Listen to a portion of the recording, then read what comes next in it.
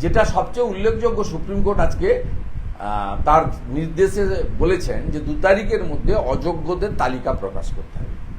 এটা অত্যন্ত গুরুত্বপূর্ণ এই কারণে 2022 সালে যখন মাননীয় তদানীন্তন জাস্টিস অভিজিৎ গাঙ্গুলি মহোদয় অর্ডার দিয়েছিলেন, তিনি কিন্তু প্রায় 7,000-এর কাছাকাছি অযোগ্যকে কেন অযোগ্য বলে চিহ্নিত করে তিনি কিন্তু 26,000-এর চাকরি বাতিলের সিদ্ধান্ত নেননি।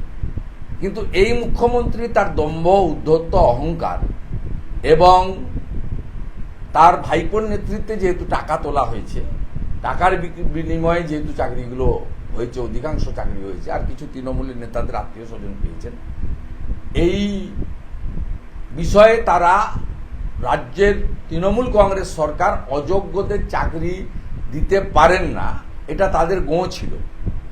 তাই আজকে 22 সাল থেকে 25 সালের শেষ অবধি তারা টেনে নিয়ে গেছেন। ডিসেম্বর মাস পর্যন্ত এদের চাকরি আছে, ডিসেম্বরের মধ্যে রিক্রুটমেন্ট কমপ্লিট করতে হবে।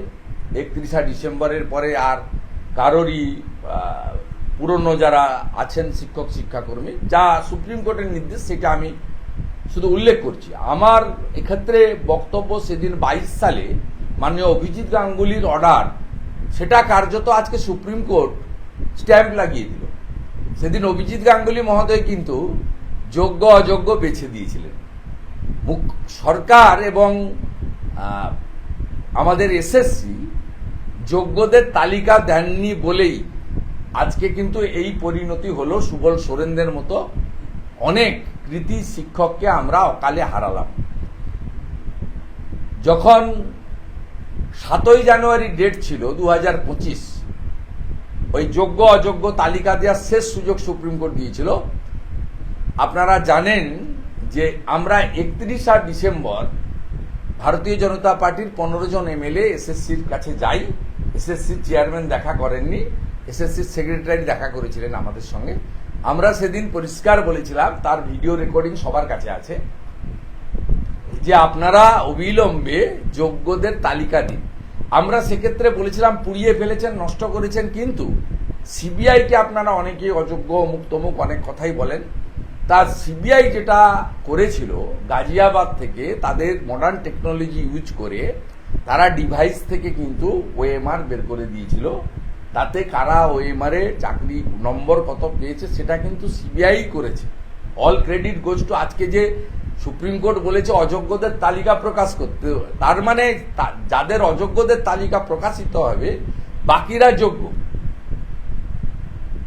আমি এক্ষেত্রে বলবো, যোগ্যদের তালিকা নিয়ে যে লড়াই সুপ্রিম কোর্টে হয়েছে, হাইকোর্টে হয়েছে, সুযোগ দিয়েছেন ডিভিশন বেঞ্চ, সুপ্রিম কোর্ট। আমরা মেন অপোজিশন অ্যাসেম্বলির ভিতরে বলেছি, বাইরে বলেছি, অন্য পলিটিক্যাল পার্টিও কেউ কেউ বলে থাকতে পারেন, বিশিষ্ট আইনজীবীরা, আইনজ্ঞরা বলেছেন, বিভিন্ন যোগ্য শিক্ষক শিক্ষাকর্মী মঞ্চ আন্দোলনকারীরা বলেছেন, ইন্ডিভিজুয়াল বলেছেন, আপনাদের বিভিন্ন চ্যানেলে টক শোতে যারা বিশ্লেষক আসেন, নিরপেক্ষ বিশ্লেষক, তারাও বলেছেন, কিন্তু আপনারা করেননি। এখন যাবেন কোথায়? যার তো কোনো রাস্তা নেই। 2 তারিখ ইজ নকিং দ্য ডোর। আপনাকে অযোগ্য তালিকা দিতে হবে, তাহলে এর মধ্য দিয়ে প্রমাণিত হবে মমতা ব্যানার্জির সরকার অযোগ্যদের চাকরি দেয়।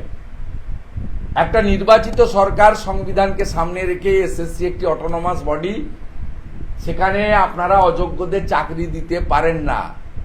অযোগ্য তালিকা আপলোড হওয়ার পরে পুরো মন্ত্রিসভার বিরুদ্ধে ব্যবস্থা নেওয়ার আওয়াজ, মুখ্যমন্ত্রীর পদত্যাগের দাবি আমরা করব, করা উচিত, যুক্তিসঙ্গত। কারণ কোন নির্বাচিত সরকার, সংবিধানকে সামনে রেখে শপথ নেওয়া সরকার, কখনো অযোগ্যদের চাকরি দিতে পারেন না। এটা 1 নম্বর।